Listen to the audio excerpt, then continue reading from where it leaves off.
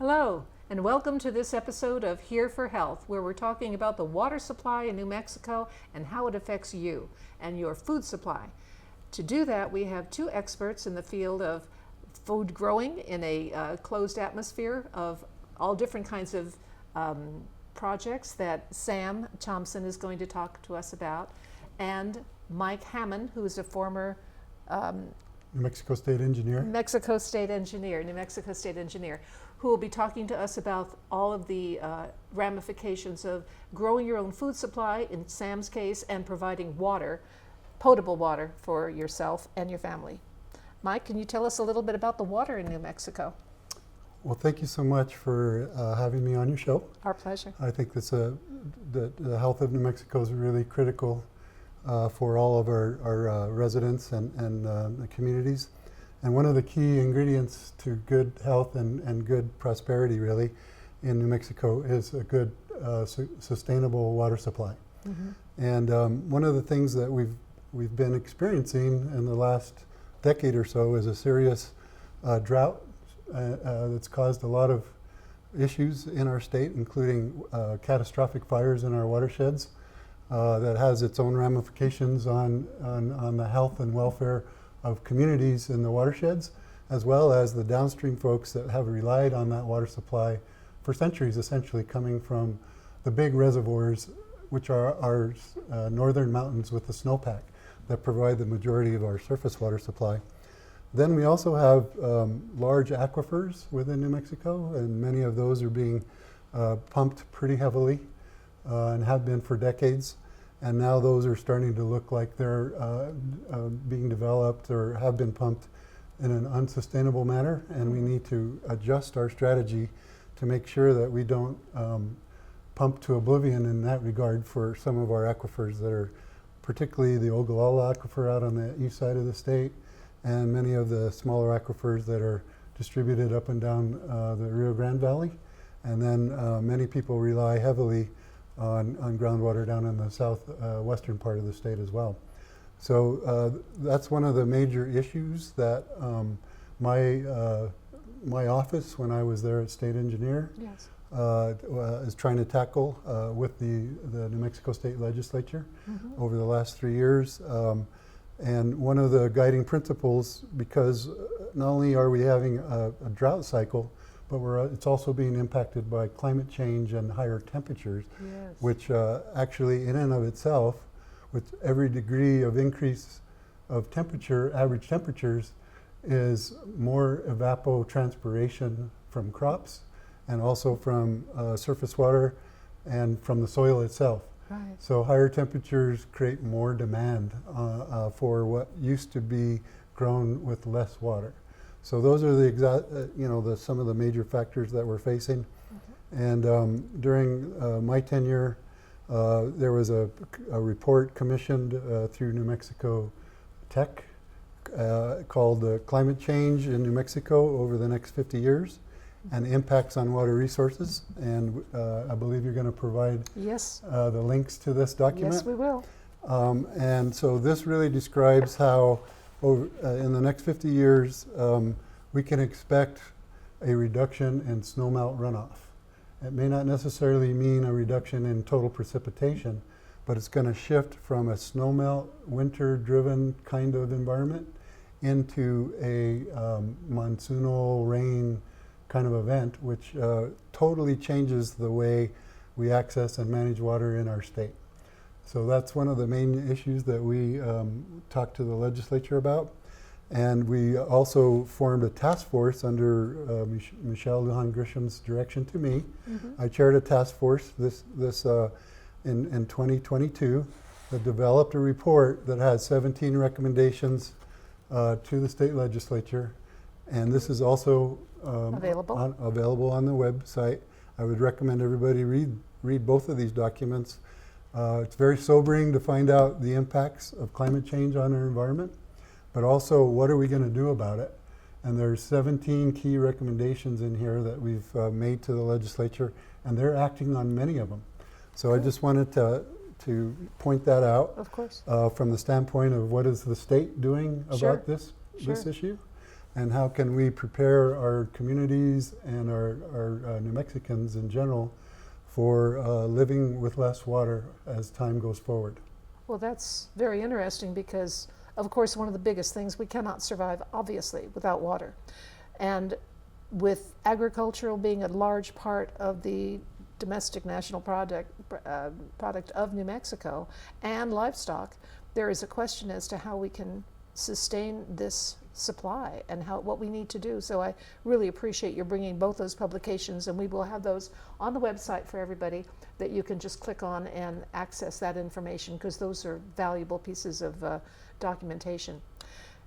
Do you have some facts about that, Sam, that you want to talk about, the food production with this? Well, with the food production, as Mike says, we really have to be much more careful with water.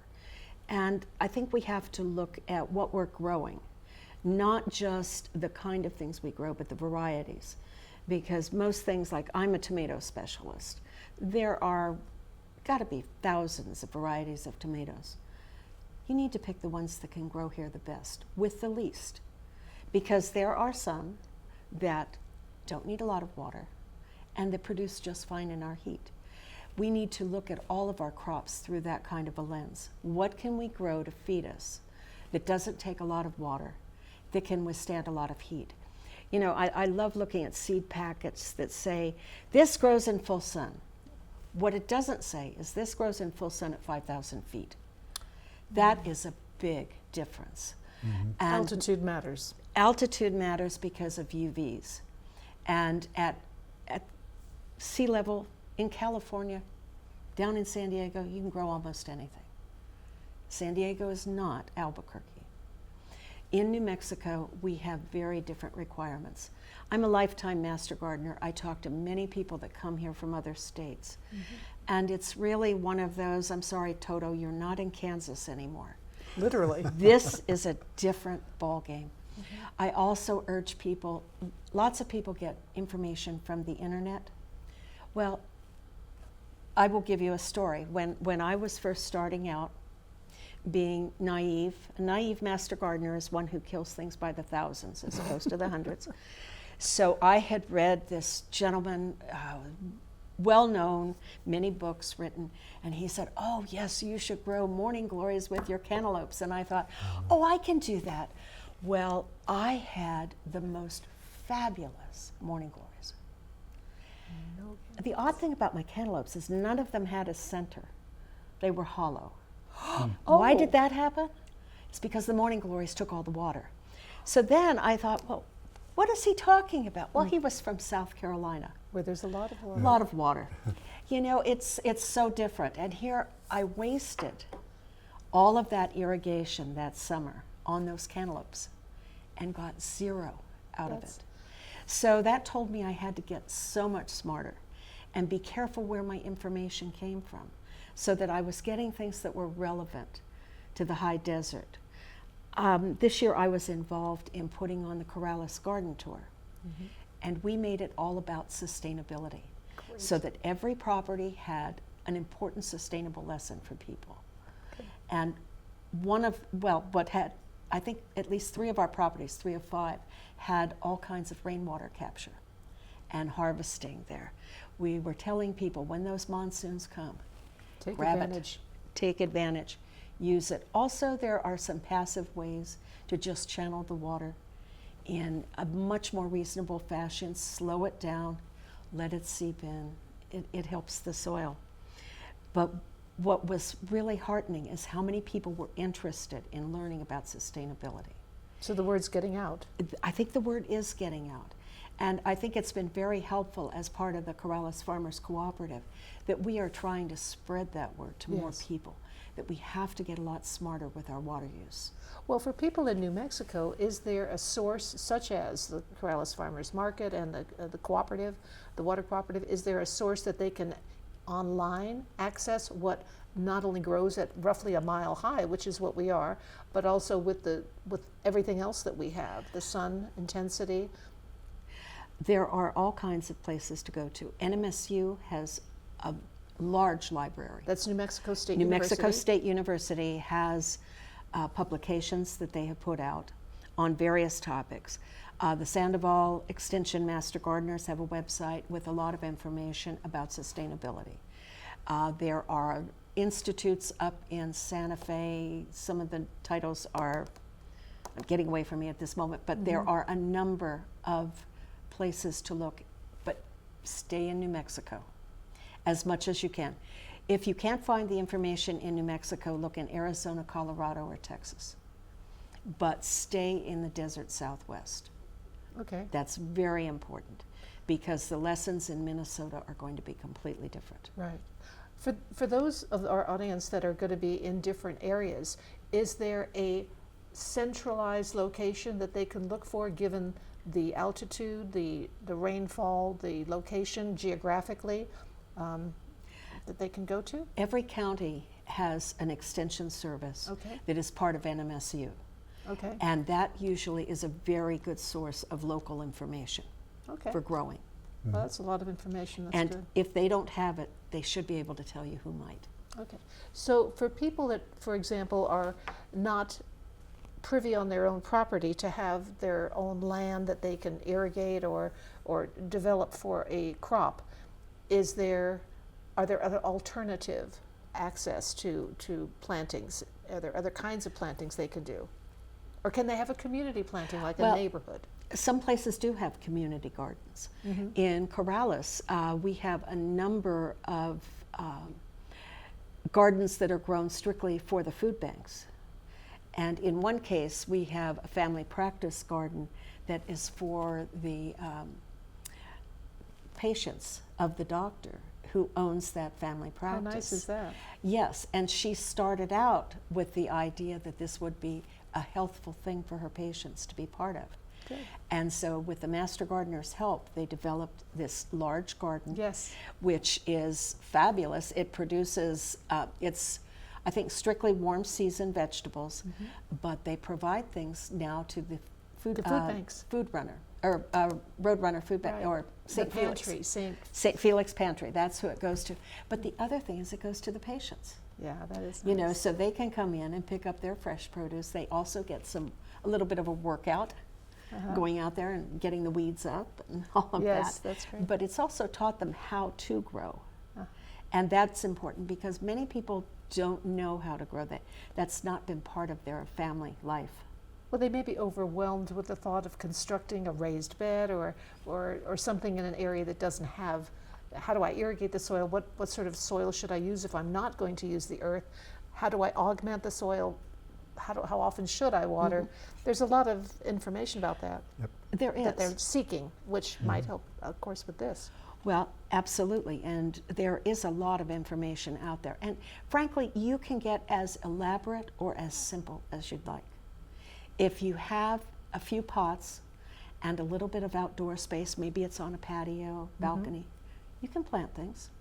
You know, actually, you can plant a couple of seasons of things, you know, because you have the flexibility of bringing the pots inside if it gets too cold.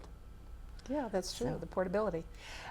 What about if I can go back to the water, I have a question on the toxicity of the water.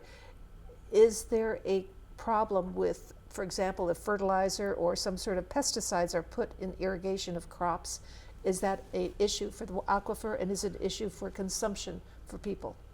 It certainly is. There is one of my counterparts at the state was the Environment Department Secretary, who is completely in charge of monitoring the quality of water in our aquifers, and there's a lot of problems that are happening. There's dioxins that have seeped in. There's PFAS, which is the long chain molecule that is associated with a lot of different products, waterproofing products. Also various things that are kind of working their way into our aquifers. So protecting and recovering and repairing the quality of those aquifers is really critical for that toxic concern that people have with certain parts of our very necessary water supplies, and so with the treatment requirements, And with infrastructure issues, that's one of the big challenges that New Mexico faces is all of our infrastructure is, well over 50 years old. And so, and there's new technologies available. So being able to be in a position to fund projects that actually rejuvenate small drinking water systems and make sure that they're held to the quality standards that have been set by EPA and our state environment department is really critical to the future of our water supply. Well, that's an interesting point, because I was always told in my youth that if you irrigate even with things you could not filter out of the water supply to your plants, the soil itself does a certain job of filtering out the toxins. I don't know that that's true with some of the pesticides, because that becomes pervasive and it's difficult to separate. Much like microplastics. I mean, we think probably they're in everybody because they're in the ocean and fish eat them, and of course if they're in the ocean they're also everywhere else. So there is a question that I have about that, and I think, like for example, we have small systems like a water system that you can take from your tap, filter it through a carbon filter of some sort, and that would theoretically attract bacteria or anything else out of the water that you drink. But how dangerous do you end up with the water, and how could you test that? I mean, how do you know that what you're drinking is the best possible source you can? Right. Is there? It's really difficult, particularly if you're in a rural environment. If you have your own well, I think having the well tested periodically is really important. And then that way you have a certain amount of confidence that that particular, aquifer that you're pumping from is in pretty good health. One of the fortunate things that we have from essentially, basically Socorro North is we have a pretty good water quality of the main flow of the surface water. There's not a lot of contamination from agricultural runoff that is entering the Rio Grande per se. If you look at the data that USGS, the U.S. Geological Survey has on the Rio Grande, it's pretty good quality water. When it gets farther south, it gets more saline and it picks up more of the pesticides and the herbicides that are being applied on a wider farm environment. Right. But Commercial farms. Commercial farms that, as you get farther south along the river system, and that's true of most river systems, is they degrade as you go farther south. Oh, okay. Because of discharges from industrial or even treatment plants for water treatment plants, et cetera. Yeah. Yes. Well, Sam, do you think that if one were to grow one's own food supply, greens and other produce that you could produce on your own land or access to land, would there be less of a demand on would that improve the toxic situation of pesticides? Would that have a tendency, of course, if somebody doesn't use pesticides, that's the best of all possible worlds, but I don't know that that's something that's feasible within our lifetimes at this point. But if we have an individual who wants to grow their own food, how could they assure that the water that they're getting to their plants that they're going to be consuming is the best quality that they can get? How would you set up a system for that, for growing? I have no idea, Mike. How would you set up a system for that? I'll just leave it to the fact either that one I of have you. water is, that's my major criteria right there. I think if you're on a private well at your residence, I would recommend getting it tested. Okay. At least on an annual basis. Okay. That'll also help protect from nitrate contamination. One of the problems that we have specifically in Corrales and a lot of the other rural communities is that we have septic waste, and you talk about the soil treating the water, and it does. There's a lot of microbes and various things that actually do treat the water as it filters through, but it's not foolproof to prevent either, like a shallow aquifer in particular, from getting nitrates and other fecal coliform and other things coming directly from septic waste that's being infiltrated into the soil. So that's becoming a rising concern when you have dense housing and population density. A lot of septic systems. They tend to contaminate the shallow aquifer. So that's why it's really important to test your groundwater wells on a periodic basis. And actually, I've read some studies from the New Mexico Environment Department that if you have a well and a septic system on 0.8 of an acre or less, that the chances of a contamination are Cross-contamination. extremely high. Wow. And we're talking in the 90%. Right. Wow. So basically it's happening. Basically, it is happening. Yeah. And I think some areas, as Mike is suggesting, are more at risk if they have a shallow well. So what can owners of a shallow well do to, Mike is right, testing is and the if it most tests important positive for coliform or other forms thing. You of can bacteria? shock a well, you can treat it, but you might have to drill a new well Wow. that goes Deeper, deeper. And you're looking at a very large expense there. You know, that is in the tens of thousands usually. Oh, wow. So but it's important. I mean, it is your health. You cannot be drinking contaminated water. You don't want to grow with contaminated water. So it's important to know what you have. Okay. Well, shock systems for an individual well can Right. probably, some measures can be instituted that would Right. help decrease the bacterial count in that well, if, as there is apparently with a 90% chance risk of having cross-contamination, it's probably there. Right. So how would you shock a well? Well, you shock it typically with a bleach. Yeah, yeah. You add dioxin into your water. Yeah. Yeah, that's one of the It sounds very issues. unpleasant. Right. But And I think one of the long-term issues that our state needs to really look at is we need to begin building the infrastructure to actually recover the human waste stream and treat it properly instead of allowing additional septic systems through additional development approvals. We're coming to that point, particularly in the Corrales area, where the density is getting so high that having some kind of a sewer and treatment system is probably needed in the next 10 or 20 years or so. Sure. And so that's one of our big challenges in the state. And then maybe even a drinking water system that is controlled by the municipality is the answer to a lot of these problems as well. Does the Office of the State Engineer do that? No, the Office of the State Engineer is primarily a water rights administration process. And we also work closely with the Interstate Stream Commission to make sure that all of our river compacts that we have with other states are addressed. But we're in charge of the state's water and making sure that every drop is used beneficially and it's properly permitted. But as far as the water quality goes, that's the State Environment Department. Okay.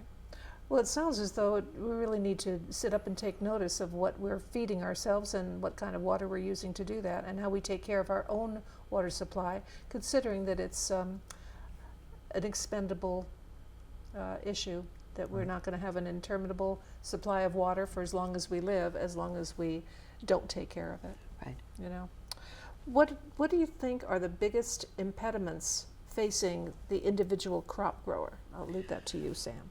Well, I think heat is definitely an impediment. It has gotten so much hotter for the crops that you really do have to choose wisely things that can tolerate it. You can look to create some infrastructure that will help them.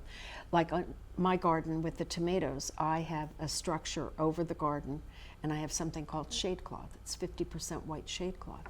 If you walk in there, it's noticeably cooler when you walk in, and you've reduced the direct sun that's on the tomatoes. Tomatoes do fine with light. They don't have to have direct sun. And so they flourish in there. I have green beans flourishing. I'm harvesting huge onions right now. Everything is doing fine with shade cloth. But you don't have to put expensive shade cloth up. You can look at your property and say, where do I have some afternoon shade coming? That's where you want to put some of the crops that are going to be more sensitive. So getting to know your land, and I call it just working with Mother Nature.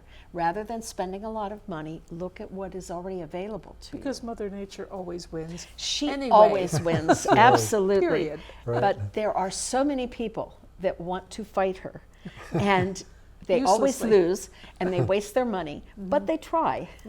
But I say, where is she giving you shade? Use that. What about the Three Sisters, the thought of the Three Sisters crops of corn and beans and Well, squash? what that is about is mutually beneficial growing. Okay. And you can do that with anything. It doesn't have to be squash, because that attracts squash bugs. Oh, yes. You know, although I have a squash that doesn't attract squash Oh, I bugs. want to know about that. The idea, like I grow a lot of companion plants. A companion plant helps the main crop by bringing in pollinators, by bringing in those insects that help go after the bad guys. And you know, with pests, there really are very few that are bad, although those tend to be really bad. When they are there. When they're bad, Yeah, they're the very ones bad. that carry curly top, the beet leaf hopper is a real bad guy. But I have lacewings that come in that help with that. You know, I have all kinds of beneficial plants that come in because of the variety of things planted.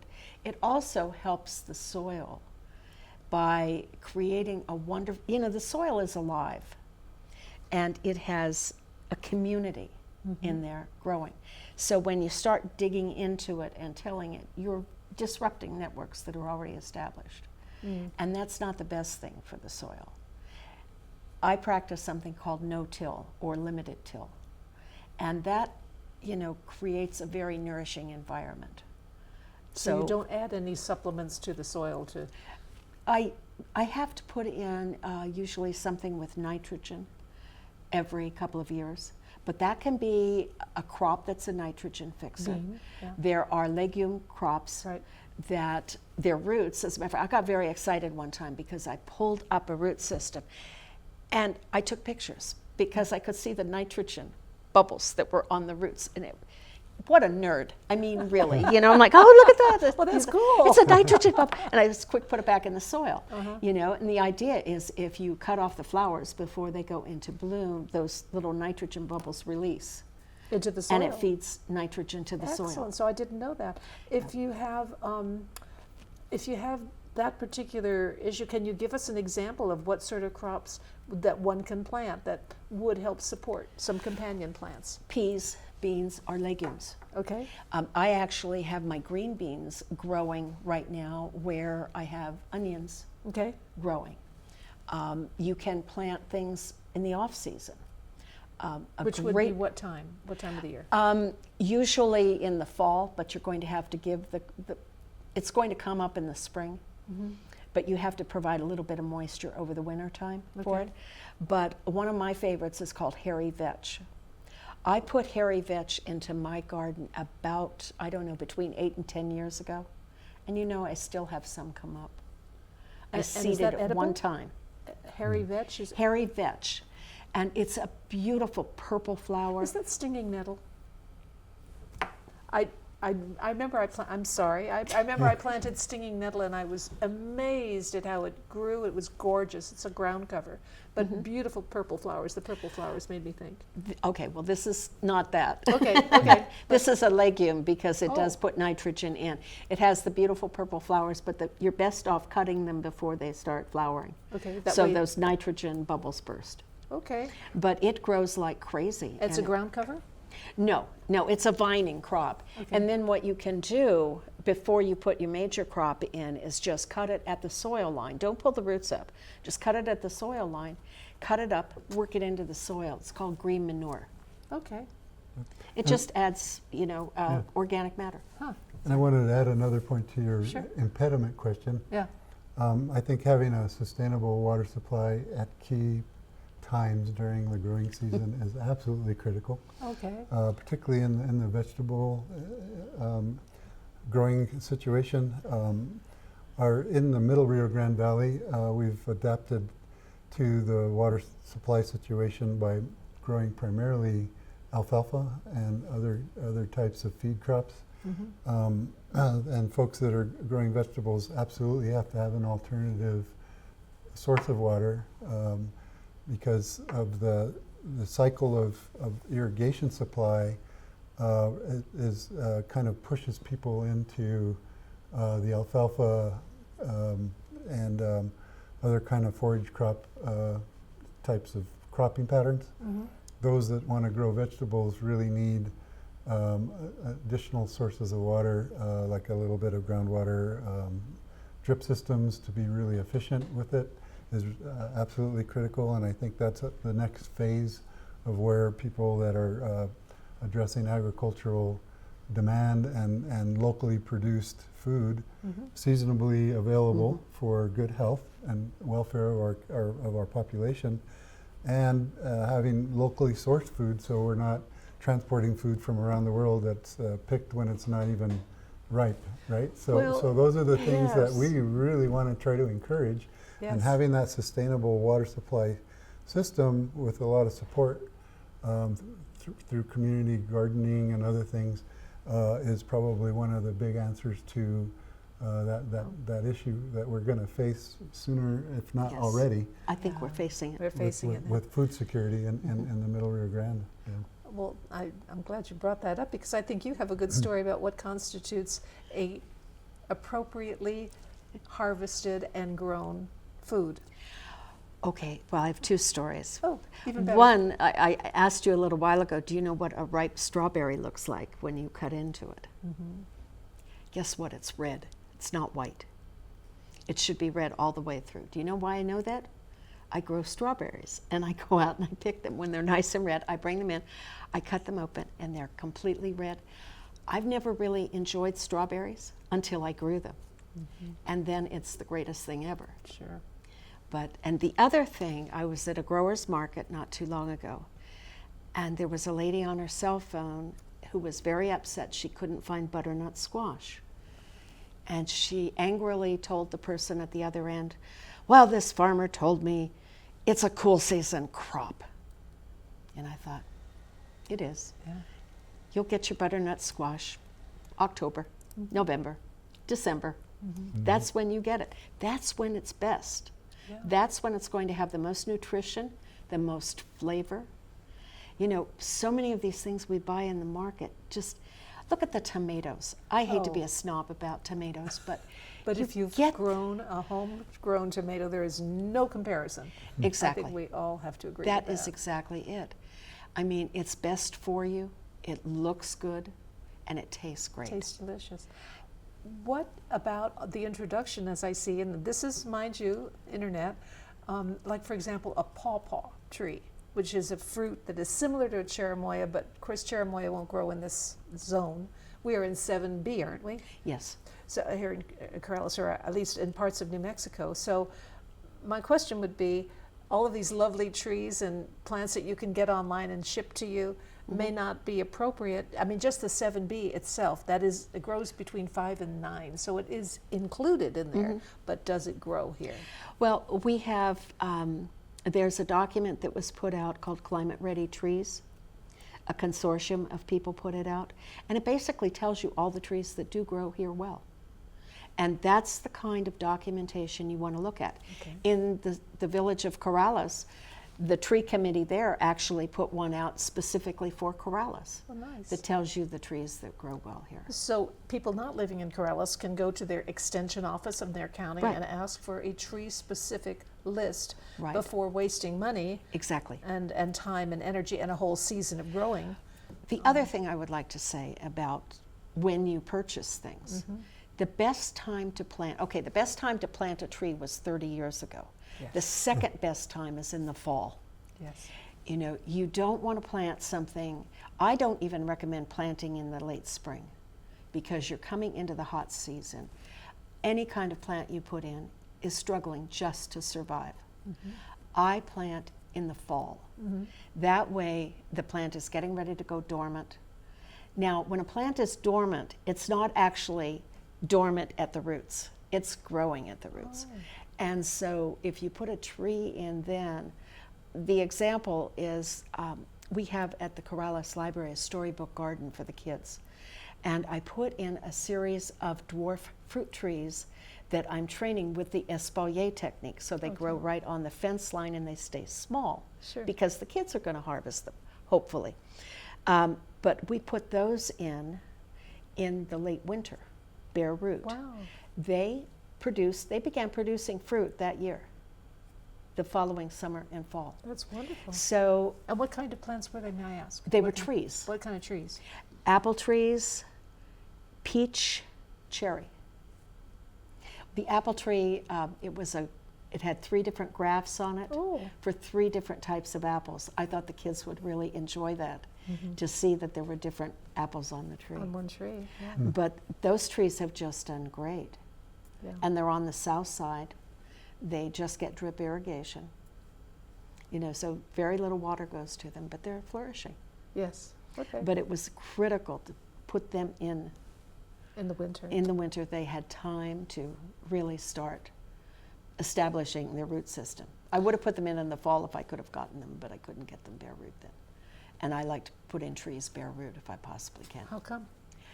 Because I can clean them off well, look at the root system, trim it up, spread it out. It's really much harder when they've been in that container for a while. They get root bound and They get root bound. The roots can already start curling around, and that's very hard to break them up. So I like to get them when they're small, and I can, just spread out the roots. Okay. Okay. And what about like other fruit trees that you get again on the internet? I'm understanding that you sort of like say, forget that, go to your whatever your local area is and get that authority and that information. There are some other varieties we can put in, like goji berry grows yes. very well here. As a matter of fact, I'm beginning to think it is almost invasive. I put one in the storybook garden, and I think I'm going to have to take a machete to it. It has, and the kids The aren't birds wild love about it, the berries. don't they? The birds may, the kids don't. They're not as fond of it as they are the cherries. But aren't they edible? Yes, they are edible. Well, and we actually have a lot of native plants that have edible berries. Serviceberry, there's a ground Currant. cherry, wolfberry, sumac. There's the 3-leaf sumac. I believe that used to be used by the Apaches, that they would crush the berries and made sort of a lemonade out of it. I'd add a lot of water because they are really bitter. But it's a great, that is my favorite plant. Oh, Is that's the interesting. 3-leaf sumac. So if you know that what you're looking for your own use, you can actually find a large variety Yes. of choices, from what I understand. Yes, and there are a number of nurseries that specialize in native plants. There's one down south called Flora and Fauna Farms that has natives. There's plants of the Southwest. The Santa Ana Pueblo has a native plant nursery over there. There are a lot of places that have things that really do well in our climate. When you go to some of the other places, like if you go to a nursery that is selling blueberries, Yeah. I would highly question them. I've never been able to grow a blueberry. Do you know why? No. Well, they don't grow here. Well, that seems pretty straightforward. It is very straightforward. They need an acidic soil, and our soil is highly alkaline. There is nothing about our growing environment that a blueberry is going to like. The fruit specialist, I knew the fruit specialist at NMSU many years ago, and he decided to try blueberries. He actually, in the water system, put muriatic acid every day, every day. feeding Wow. the plants to try to reduce Did it work? the pH.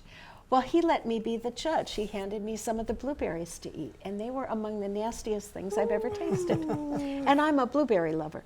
So my suggestion is, if you like blueberries, go buy them at the market, though they've traveled a long way to get here, but don't bother growing them. And anybody that sells them to you, they're not being sensitive to what really grows here. I was shocked. I had made not the mistake, actually. It turned out to be a wonderful thing. I planted jujube trees because I thought, What the heck, they're good at any, when those fruits come out, you can have them dried, you can have them as an apple sort of tasting in the earlier stages before they get like a date tasting as they mature. And boy, those things, inside of one season, I had jujubes up the yin-yang because it produced wonderfully, but it could be, I think, like you said, kind of an invasive plant like the goji berry, because it just went crazy, those plants. I planted 3 little sticks, and I ended up with 3 of each of those, so 9 bushes of jujubes. I ate what I could, but I don't know if you could even cook with them, because I thought they'd be great for date nut bread, but no. You might want to reduce the water. So that's where I went wrong. That's where you probably went wrong. You want to confine the water and space. And one more thing I'd like to say about native plants. You can overwater native plants, and they'll still thrive. But then they'll always need a lot of water. Oh, so you adapt them. You can adapt them to too much water. You really have to be careful. They put out shallow root systems, right? That's one of the issues. They will change. They will drastically change how they grow. And I've actually talked with Judith Phillips about this issue. And she believes you can change the genetics of a plant within its lifetime. So that Within then if one you crop, took seeds from that, what we'll call maladapted native plant, you're going to get maladapted offspring. Wow, that's interesting. So I don't know that she has scientific evidence to back that up, but it's certainly what she seemed to observe. But if you've observed that, then that's, I think, valid information, valid data. Well, and I can point something else out about the 3-leaf sumac. I had a friend who planted a 3-leaf sumac the same time I did. And her husband went out faithfully every morning and watered it. Unfortunately. And I was a little incredulous at that point. I said, well, you really don't need to do that to establish it. Even in the summer, once a week is fine. And she found that hers never grew more than 18 inches in height, when mine was over 5 foot. Wow. And they were the same size when they started out. And the only difference that you know of was water. the water. Wow. He put too much water on it. And for the 3-leaf sumac, rather than thriving, it almost did the opposite. It dwarfed it. I have a question I want to ask. Just I'm personally very interested in this on fungi.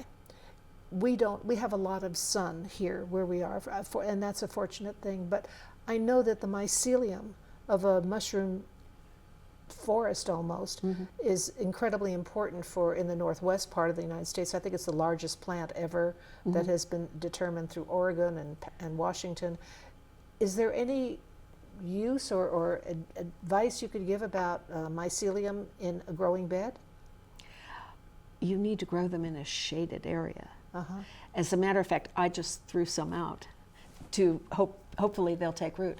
But it's I have a a 3-leaf sumac, a New Mexico olive, and a lacebark elm, and they're all within, I'd say, a 25-foot radius. And I put the mycelium in the center of them. Wow. And I'm hoping that it will grow because that's a completely shaded area. And it gets moisture because basically I water right there to get the root system of all 3 of these. I'd like to hear plants back and from you trees. about how that works too. Well, I have a friend that I had gotten these from, and where she lives, she's in the sandhills of Corrales, and they started developing a very sustainable property about 30 years ago. And much of what they put in were trees. And they have all kinds of mushrooms growing wild how now exciting. because of all these mature trees that are now in place. Wow. Wow. So a lot of it depends on what your growing environment. So getting back to Mother Nature, if 30 years ago, Joan, you put in a whole lot of trees, or you were fortunate enough to move to a property with a lot of mature trees, you have an environment for it. If you're out with an acre of nothing but hard UVs, don't bother. Wait until you get an area that's going to work for them. Yeah. Fascinating. Well, let me get to the point that I want to impart to our audience, and this is what I would like you each to do for their benefit, is what sort of advice what tips can you give them from your expertise as to how they can improve their health? And I'll start with you, Mike, because you've been so patient while we've been chattering about this. So you go ahead, Mike. Go for it. Okay. Well, as we talked about it earlier, I think it's incredibly important for people to test their private wells, if Okay. that's what they have, is that their source of water, on at least once a year basis. Okay. And then that will help determine, if there are other things that people need to do, like filtration or other kinds of things that would improve the quality of that water if indeed it's a problem. And then the other thing too, from a standpoint of kind of a holistic, sustainable environment within your property or within your neighborhood, is to choose wisely what you would like to grow, as Sam was talking about, and then make sure that you're putting in appropriate water system management, like drip irrigation or other types of sprinkler irrigation if you've got an orchard or small area that you want to grow water wisely on, and that, in my view, helps create that sustainable situation. Great. And also allows for folks to grow good, healthy food for their Own selves and consumption. for their own consumption and for the community if they have extra, right? Oh, So, great. yeah. Great. Okay, that helps. Mhm. Okay, Sam, you've got it. All right, well, I'd say start visiting your farmers markets, your growers market. Talk to farmers. They will share so much information with you about how to grow food. Uh-huh. They're a wonderful resource, and they have fresh food for you. Yes. So that can be a stopgap measure till you start growing your own food, which I recommend for people. If you want to put water on your land, grow food either for yourself or for the pollinators and wildlife. We don't need English gardens here because we're not, well, we may be English, but we can't have that kind of gardening. We don't here. have that climate. We don't have the climate, we don't have the water. So learn to embrace what you have here in the desert because it's beautiful, it's bountiful. It can feed us. We just have to do it in the proper manner. We have to be very smart with our water and with our selection. We do need to eat seasonally.